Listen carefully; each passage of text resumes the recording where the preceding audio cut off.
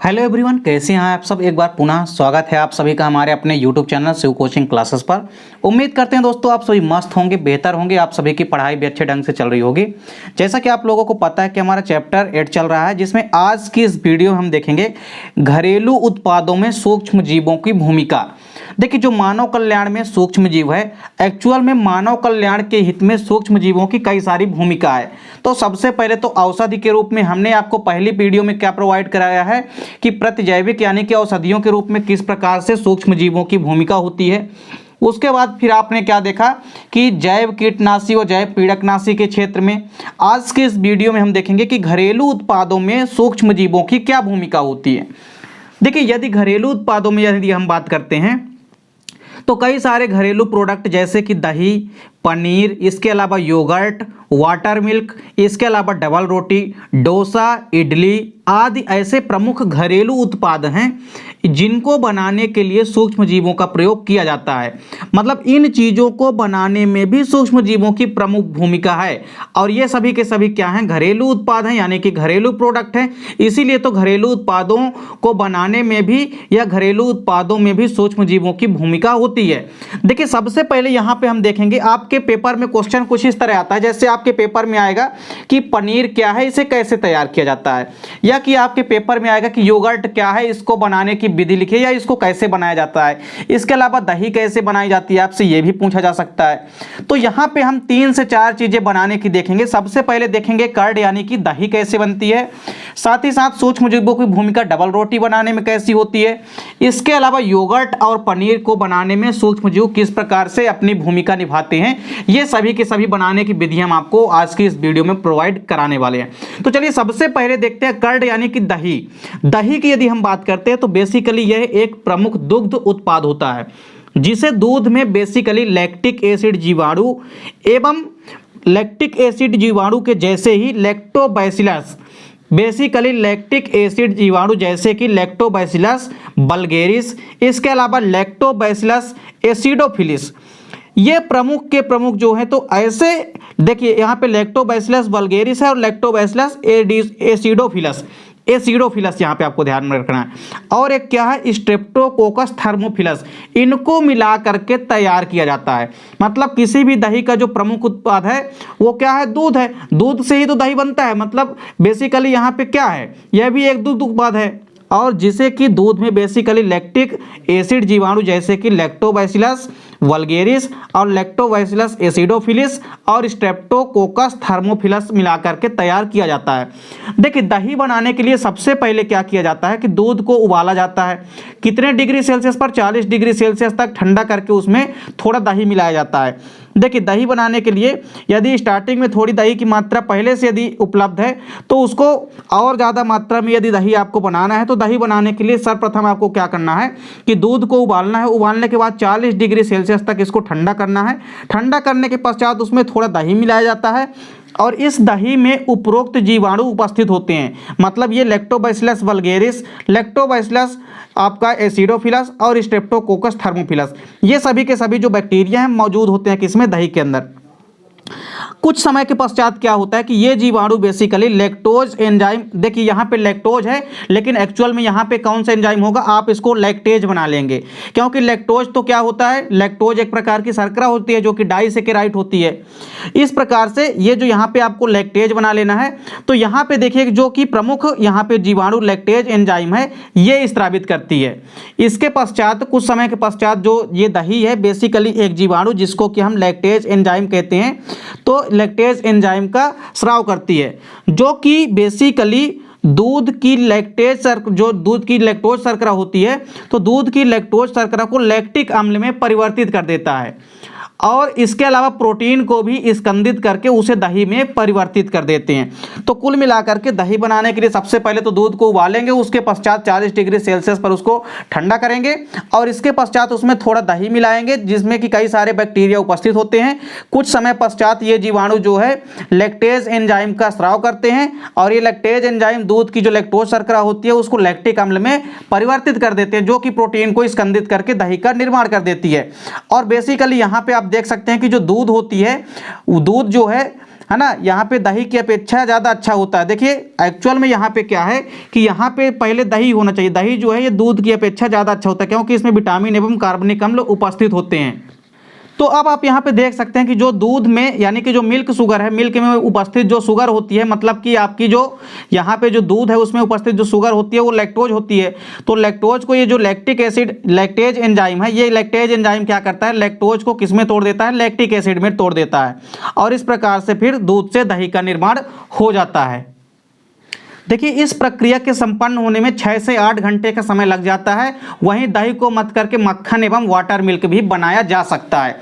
अब इसके अलावा देखिए दूसरा क्वेश्चन है आपका योगर्ट। योगर्ट समझते हैं क्या होता है। तो बेसिकली योगर्ट जो होता है यह भी एक दुग्ध उत्पाद होता है, मतलब दुग्ध से ही यह भी तैयार किया जाता है। इसको बेसिकली दूध में लैक्टोबैसिलस वल्गेरिस एवं स्ट्रेप्टोकोकस थर्मोफिलस एवं स्ट्रेप्टोकोकस वल्गेरिस, यहाँ पे आपको इन तीनों जीवाणुओं को मिलाकर के तैयार किया जाता है। तो योगर्ट को तैयार करने के लिए बेसिकली दूध में कौन कौन से यहाँ पे आपको जीवाणु मिलाने पड़ते हैं, तो लैक्टोबैसिलस वल्गेरिस, लैक्टोबैसिलस आपको यहाँ पे ध्यान में रखना, स्ट्रेप्टोकोकस थर्मोफिलस, यानी यहाँ पे मुख्य रूप से 2 प्रमुख ऐसे जीवाणु हैं जिनको मिला करके योगर्ट तैयार किया जाता है। देखिए कई लोग मानते हैं कि दही व योगर्ट जो है एक ही होता है, लेकिन योगर्ट भी दही के जैसे ही दिखने वाला एक घरेलू उत्पाद या दुग्ध उत्पाद होता है, लेकिन वो दही नहीं होता है। सेम दही के समान आपको लगेगा देखने में, लेकिन योगर्ट जो है एक अलग सा उत्पाद होता है जो कि दुग्ध से बनता है। तो योगर्ट एक दुग्ध उत्पाद है जिसके निर्माण के लिए बेसिकली लैक्टोबैसिलस वल्गेरिस और स्ट्रेप्टोकोकस थर्मोफिलस नामक बैक्टीरिया का उपयोग किया जाता है। देखिए योगर्ट बनाते समय बेसिकली सांद्रित दूध में क्या किया जाता है कि उपरोक्त जीवाणुओं को मिला करके 40 से 60 डिग्री सेल्सियस ताप पर उनका किण्वन कराया जाता है। तो फर्मेंटेशन इनका जब कराएंगे तो योगर्ट बनाते समय देखिए क्या करेंगे कि जो सांद्रित दूध है उसमें इन जीवाणुओं को मिलाएंगे और उसके बाद इनको दूध को 40 से 60 डिग्री सेल्सियस ताप पर क्या करेंगे, इनका किण्वन किया जाता है और यह 4 घंटे में तैयार हो जाते हैं। इसमें बेसिकली लैक्टिक अम्ल एवं फॉर्मल्डिहाइड की गंध भी आती है। योगर्ट से यदि आप गौर करेंगे तो योगर्ट में लैक्टिक एसिड और फॉर्मल्डिहाइड की गंध भी आती है। देखिए इसमें 15 से 20 डिग्री सेल्सियस तक ठंडा करके इसमें फल युक्त पदार्थों या फल के साथ ही इनको मिश्रित किया जाता है और इस प्रकार से योगर्ट जो है तैयार हो जाता है। तो योगर्ट बनाने के लिए सिंपल सा मेथड है कि योगर्ट बनाते समय सांद्रित जो दूध होता है उसको जीवाणुओं के साथ मिला करके 40 से 60 डिग्री सेल्सियस ताप पर इनका किण्वन कराया जाता है और 4 घंटे पर यह बनके तैयार हो जाता है और इसमें लैक्टिक एसिड फॉर्मल्डिहाइड की गंध भी आती है। साथ ही साथ 15 से 20 डिग्री सेल्सियस तक इनको ठंडा करते हैं और उसमें कुछ फल मिलाते हैं या फिर फल युक्त कोई भी पदार्थ मिलाते हैं, जिस प्रकार से योगर्ट जो है तैयार हो जाता है। इसके बाद देखिए अगला है चीज यानी कि पनीर कैसे तैयार होती है। तो देखिए पनीर की यदि बात करते हैं तो यह भी बेसिकली एक प्रमुख दुग्ध उत्पाद होता है और यह संपूर्ण विश्व में सर्वाधिक उत्पादित दुग्ध उत्पाद होता है। मतलब दुग्ध से यदि बनने वाला कोई अधिकतर मात्रा में उत्पाद है तो वो होता है चीज यानी कि पनीर।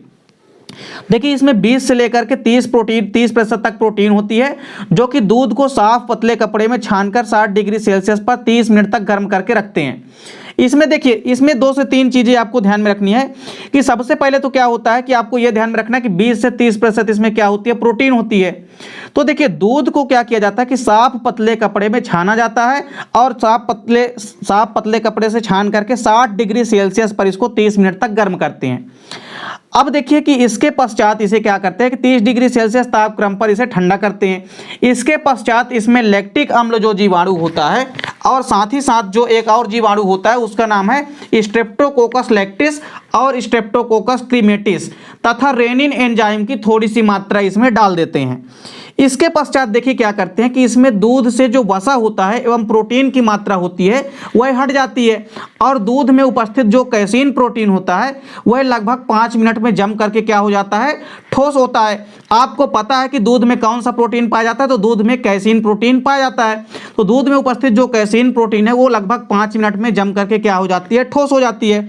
और इस ठोस हुए प्रोटीन को छोटे छोटे टुकड़े काट करके गर्म पानी में इनको क्या किया जाता है, 1 घंटा तक गर्म करते हैं और जब वह तैरने लगे तो उसको बाहर निकाल लेते हैं और बाहर निकालने के पश्चात उन टुकड़ों को निचोड़ते हैं और फिर नमक पानी में डुबो करके इनको उपचारित करते हैं, जिस प्रकार से पनीर जो है तैयार हो जाती है। तो सबसे पहले आपने क्या देखा कि पनीर बनाते समय सबसे पहले तो क्या याद रखना है कि दूध को एक साफ पतले कपड़े में छान करके 60 डिग्री सेल्सियस पर 30 मिनट तक इसको गर्म करते हैं।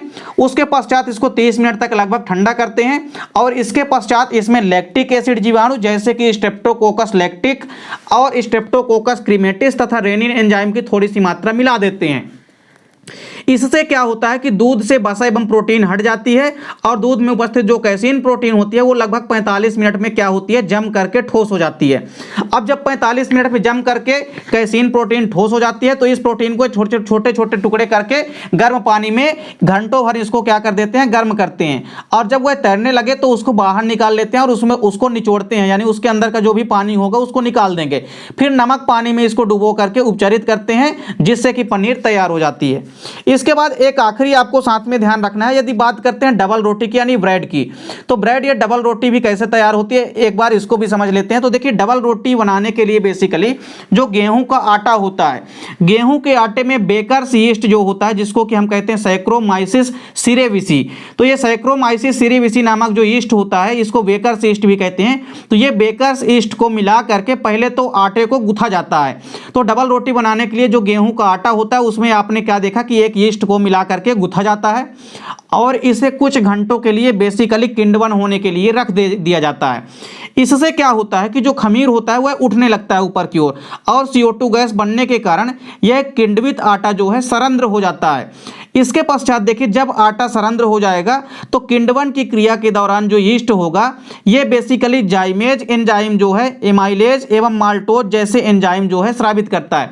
जैसे ही किण्वन की क्रिया संपन्न होगी उसी दौरान जो ये यीस्ट होता है जो कि सैक्रोमाइसिस सिरेवेसी नामक यीस्ट है, ये क्या करता है, जाइमेज एंजाइम, एमाइलेज एंजाइम एवं माल्टेज जैसे एंजाइम का स्राव करता है। इसके पश्चात देखिए, जो एमाइलेज एंजाइम होता है ये इसका काम क्या है, स्टार्च को माल्टोज में परिवर्तित कर देता है। वहीं जो माल्टेज एंजाइम होता है यह माल्टोज को ग्लूकोज में परिवर्तित कर देता है। बेसिकली जो माल्टोज होता है यह डाइसेकेराइड होता है जिसको कि यह किसमें कन्वर्ट कर देता है, ग्लूकोज यानी कि मोनोसेकेराइड में। इसके बाद जाइमेज एंजाइम जो होता है यह ग्लूकोज का किण्वन करता है और किण्वन करके उसे एथिल एल्कोहल व CO2 में बुलबुलों के रूप में बदल देता है। इस प्रकार प्राप्त जो डफ मिलती है इसके ब्रेक करने पर इसको स्पंजी डबल रोटी जो है प्राप्त हो जाती है। तो इस प्रकार से जो डबल रोटी है वो तैयार हो जाती है। तो बेसिकली सबसे पहले डबल रोटी बनाने के लिए आटे को गूंथा जाता है जिसमें कि बेकर्स यीस्ट को मिलाया जाता है और कुछ घंटे के लिए किण्वन कराया जाता है इस आटे को, जिसके पश्चात ये कई सारे एंजाइमों को संश्लेषण करता है और ये एंजाइम जो है तरह तरह के यहाँ पे क्रिया करते हैं। जैसे आपने क्या देखा कि जो एमाइलेज एंजाइम होता है यह स्टार्च को माल्टोज में परिवर्तित कर देता है, जो माल्टेज एंजाइम है यह माल्टोज को ग्लूकोज में कन्वर्ट कर देता है, जो जाइमेज एंजाइम होता है ये किण्वन करने का काम करता है और किण्वन करके एथिल एल्कोहल व CO2 में परिवर्तित कर देगा। और इस प्रकार जो प्राप्त डफ होती है उसको ब्रेक करने पर फिर स्पंजी डबल रोटी जो है प्राप्त हो जाती है। तो इस प्रकार से आपने देखा कि घरेलू उत्पादों में भी सूक्ष्म जीवों की अहम भूमिका होती है। तो सूक्ष्म जीव घरेलू उत्पादों में भी अहम भूमिका निभाते हैं। तो इस प्रकार से कई सारे क्वेश्चन यहां से आपके तैयार होते हैं। उम्मीद करता हूं दोस्तों आपको वीडियो पसंद आई होगी। दोस्तों वीडियो अच्छी लगे तो लाइक और कमेंट जरूर कीजिएगा, साथ ही साथ अपने दोस्तों के बीच ज्यादा से ज्यादा शेयर कीजिएगा। मिलते हैं दोस्तों नेक्स्ट वीडियो में, तब तक के लिए जय हिंद, वंदे मातरम।